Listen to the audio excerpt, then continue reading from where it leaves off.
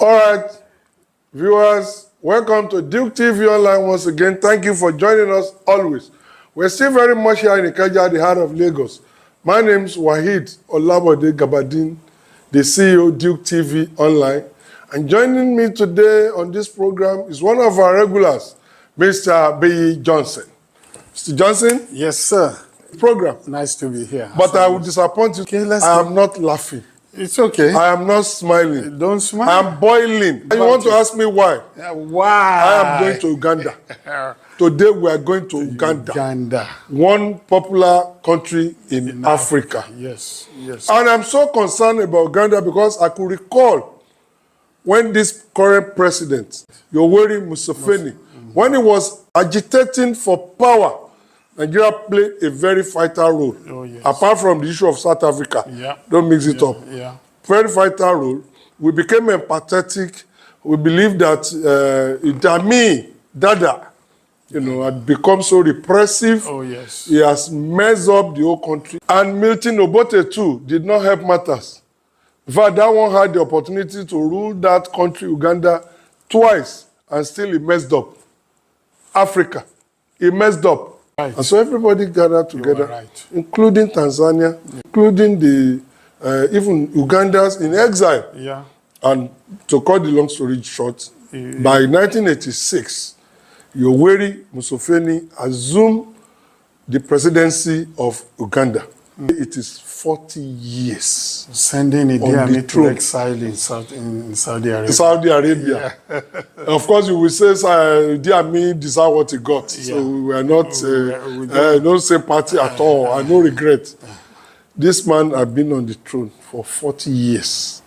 He's not just there for 40 years. It is a 40 years of a regression. It's not a matter of making up. Take a look at Uganda. Go to Kampala. Look around. It is backwardness written all over the place. And why will it not be so? When you have just one man to use his own idea for 40 years, God has not created anybody to be there for life, for people. That's because with age, with time, our brain, our mental faculty progresses. Yeah. And it switches from hand to hand. That's true. But you know what is funny? I'm creating a background to this matter, and I'm still coming to Africa itself as a continent. As a continent, yeah. In 1995, the constitution as handed down by the British colonizer was reviewed, and there it was clearly stipulated that no president can spend more than 2 terms in office. Yeah. Each time is 5 years. Yeah. That means your maximum stay in office is 10 years. Are you with me? I am with you.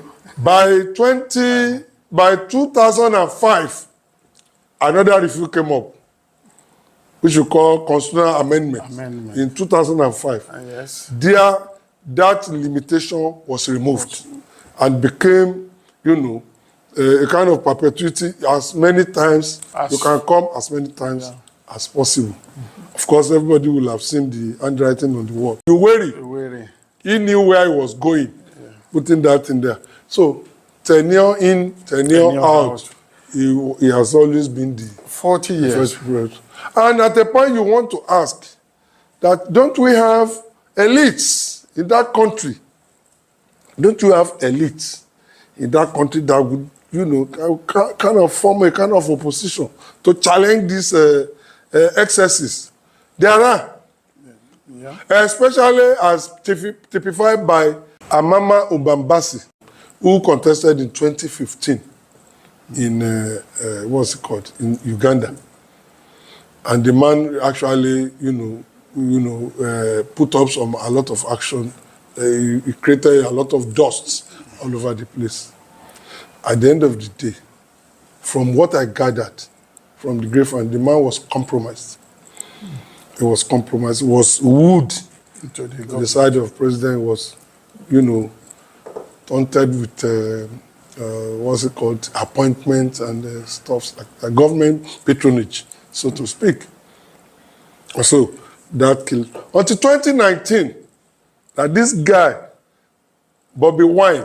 His stage name is Bobby Wine. He's a musician. Yeah. He's a young man, very energetic, highly educated. Yeah. And of course, the love for this young man in Uganda is extraordinary. The love is extraordinary. You could see it is so organic, so visible, so naked. Naked love. Who contested through his party, the National Unity Platform. What is happening? The government of Uganda is persecuting the guy and his supporters day in, day out. Anyway, to cut the long story short, after 40 years in office, another election came up. Is it early this month? Yeah. Another election came up. Yeah, Museveni and as we speak, Museveni has been declared winner for another 5 years. Yeah. Don't forget the man we are talking of is 81 years old. Oh, yeah? He's 81. 40 years in government. 40 years in government. Yeah. No other person good enough. Yeah. But all these things I've painted, I'm just getting to where I'm going now. All these scenarios I've painted, they are not as painful as the fact that the entire Africa, as a continent, everybody sit back watching that in 21st century, one president can turn members of this African Union to slaves in 21st century. Things that you will not even do in your own country, except few places like Cameroon and most African democracies. You dare not. You can't do it in Ghana. You can't, Nigeria, and of course, on the side, we are still going to talk about, we are want to talk down ourselves. We are better off. Nobody dare spend more than 2 terms in office in Nigeria. Not even Obasanjo was so powerful. I'm not saying he attempted it to alleged. Someone attempted, but as powerful as he was, President Tinubu, when he spent his 8 years, he has to go. Well, and that we have seen, he was 8 years governor in Lagos State. He didn't stay a day more. Of course, even as popular as he was then. So an African sit back, watching Uganda turn into what it is now. Even the presidential and the opposition guy, Bobby Wine, cannot move freely in the country. Wow. Police will always relay him, telling him where to pass. Sometimes he will be directed to pass, routes that are unmotorable. Sometimes he cannot access his hotel. He cannot access where to lay his head. As we speak now, the son of Yoweri Museveni, who is also a general in the Ugandan army, Muhusu Abi Muhusu.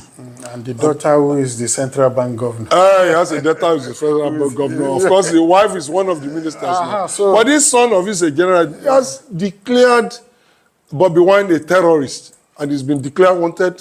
If I gave him 24 hours to surrender himself, or he will be hunted down. And as we speak now, that guy has been in hiding since last weekend. This is the state of Uganda. And we have African Union under the chairmanship of the Angolan president, Lourenco. Yeah. I call on African leaders. I call on them, through you, B.E. Johnson. What are we doing? Well, how far are we going to tolerate this nonsense happening in Uganda?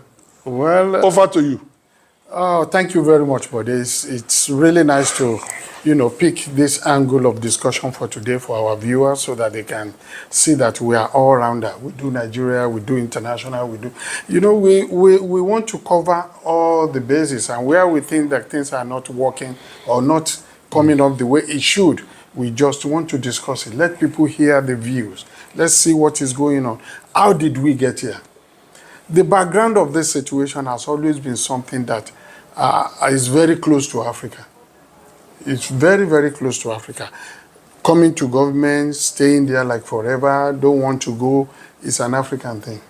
And the way I see it, let's wind back to all this colonialism and all these things.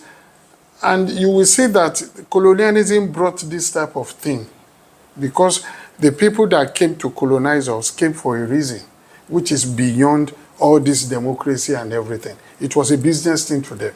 They came for business. They want to. So anybody that they see that is doing business with them without rancor, they actually support underground to keep that person there so that their business can continue.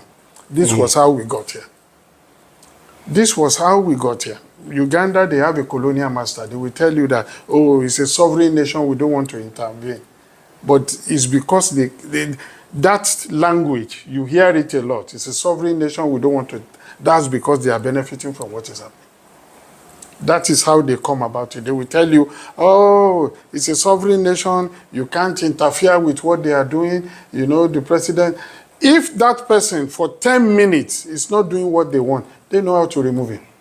They know how to get him out of government. So when you wind back to the colonial era, how the colonial people perpetrate themselves in government after they said they've given you independence, this was the style.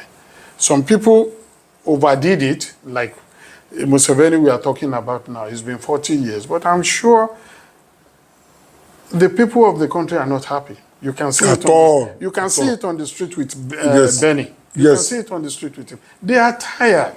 Just allow somebody else to use a fresh eye to look at the problem of Uganda. It can happen. It's just one of those things. In this world, we are all we are destined to call it quit or die one day. So, and the country will still have to move on without him eventually anyway. So what does he want to do? He wants to wake up from the grave and start chasing everybody around? That's not going to be possible. But from the colonial era, the stage was set for people that want to do that kind of a business, that want to perpetuate themselves in government. The stage was set from the colonial era.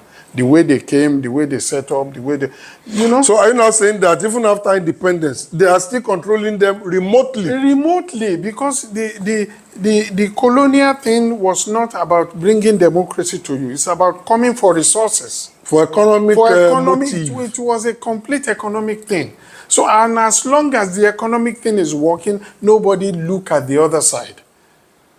We have a president that has been in government in Cameroon for over, how many years? Over 40, an incapacitated man. You know, incapacitated. And he's still in government. And you ask why? Are there no better brain in Cameroon? Are there no people that can do things better? Is Cameroon that backward that they can't even find? Are the people surrounding him as sick as the man himself? Yes. Yes. Do you understand the question? Are they as sick as the man himself? Yes. Yes. You know, but they still allow this thing to go on because of the overriding interest of the colonial people. Okay, B, we're still coming. Yeah. People will argue that what are you ranting about? After all, the constitution of Uganda allowed the president to come as many times as possible. In the light of that, on moral basis, on common sense basis, how can one justify somebody staying for 40 years?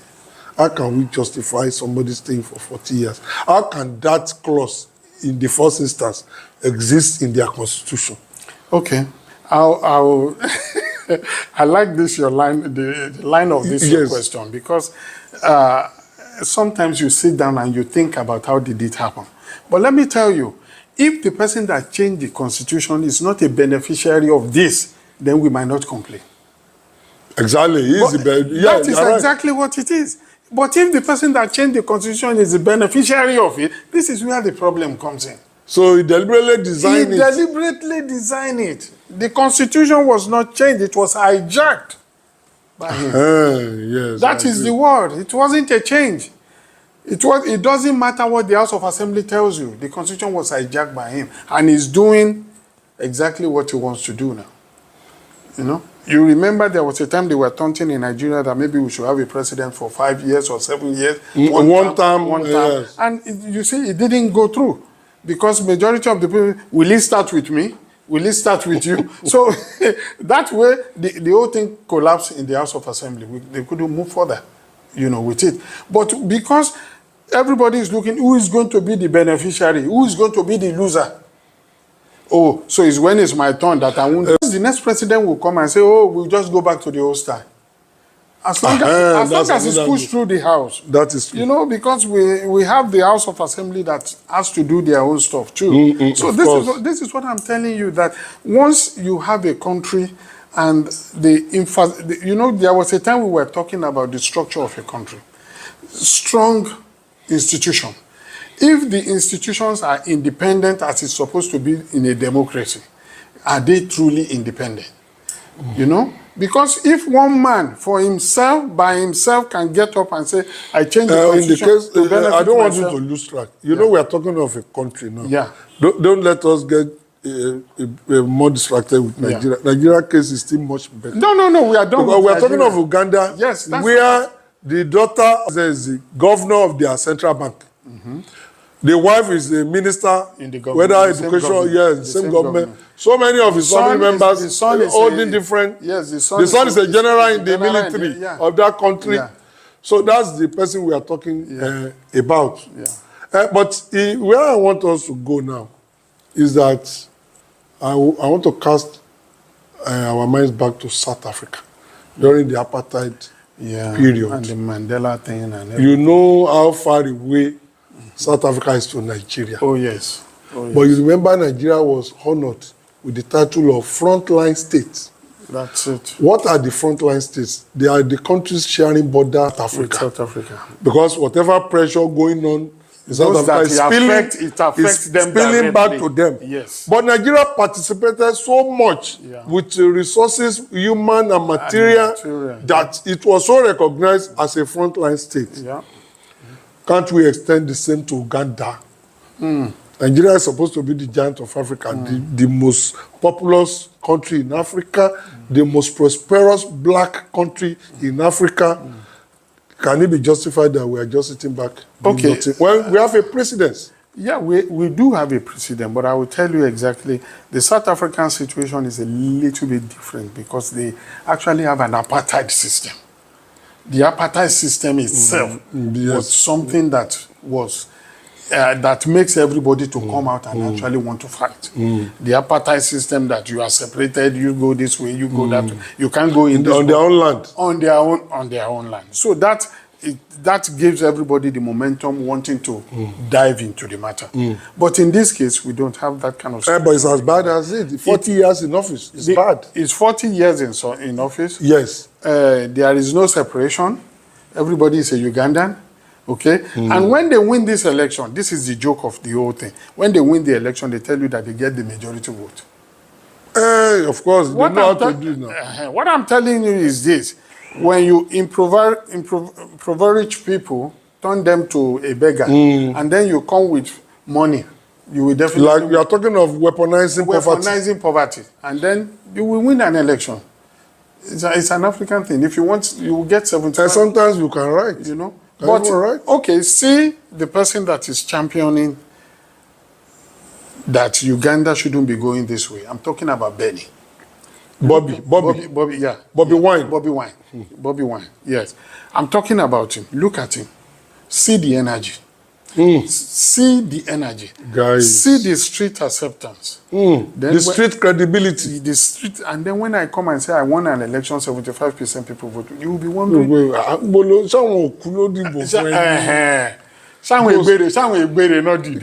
You know, you will be wondering that what happened. But like you rightly said, because poverty has been weaponized, even subconsciously people throw away what they are supposed, their thinking faculty. You know, you've captured the government constitutionally by changing constitution to favor you. Now you've captured the street by weaponizing poverty. So what else? You know? So this is the way that everybody must understand that when these things are happening, they start little by little. This is the same Museveni. This is the same Museveni. It's not a different Museveni. Was like a human rights agitator. That is exactly where I'm going. This is the same person. So it just means that it depends on which side you are. You can be an agitator and all of a sudden when you have what you want, you become a dictator. You become a dictator. It's an African mentality thing. It needs to change. The bottom line is democracy in Africa, the type that was handed over to us, need African input. There has to be, the way we bundle democracy has handed over to us, it's a danger to African but sustenance. it was handed to so many other countries. It was. And they are at least trying to do it. When something is handed over to you, it will work in some areas. Recognizing the area is in which it won't work. We will look at it, it's working, but there are some areas it will not just work. It will fall flat. Since Nigeria moved to democracy since 1999, it has been smooth interpretation.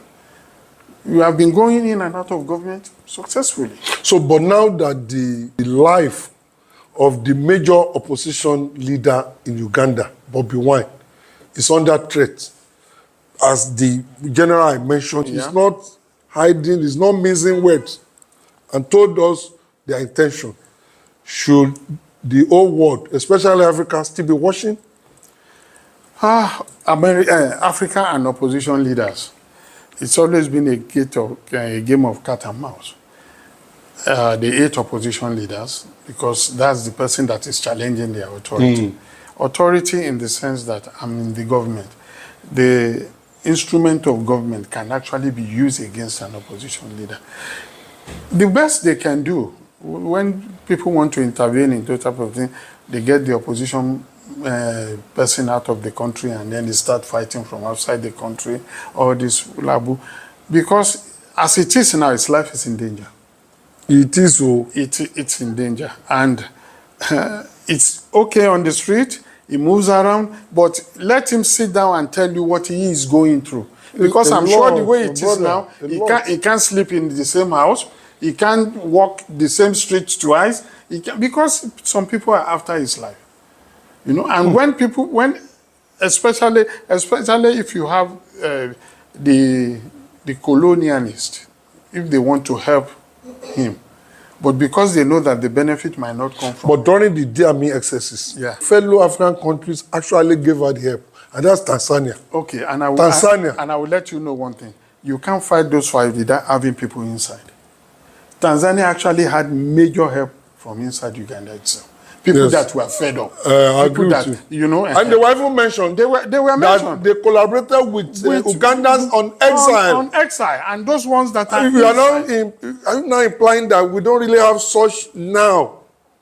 People of strength, people of means, who are ready to sacrifice for Uganda, who are Ugandans, outside the country, inside the country, who are ready to collaborate, position leader, and deliver Uganda from modern day slavery. Okay, the whole setup, the way it is set up now, it's very simple. The president in there, he wants to be there forever. There is an opposition person who came up and just challenged the authority of everybody. You can't do it this way. This is not the way it should be. We have to change the course of things. We have to do this. But I'm sure there are people inside with him. You might not know them now. He has his own solid people inside. Maybe they must have. That's what I'm saying. So maybe financially, I'm telling you, people in government, there could be people in government supporting him. You never know. But this is where the problem is. The state power is with Museveni. Yes, of course. The police, Museveni. Everything, the military. The soldier is with Museveni. You know? Because when Tanzania was going to help during the military came in. Yes. They came into the place. Because you will need that kind of strength to defeat somebody that has been there. A very stubborn character like Museveni. That is very stubborn. I say it without apology. He's been there like forever. He knows the ground. He's perpetuated. 81-year-old man. He's stood almost in every corner of the country. So you need more than, the African Union earlier, I find that they don't get involved in this thing enough, the way I think they should.